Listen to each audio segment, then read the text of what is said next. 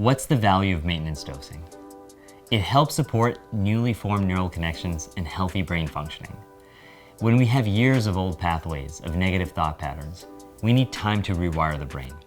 The maintenance period is the transition from the stabilized program into your new life that helps consolidate your new perspectives and helps you develop the healthy habits and insights that will move you forward.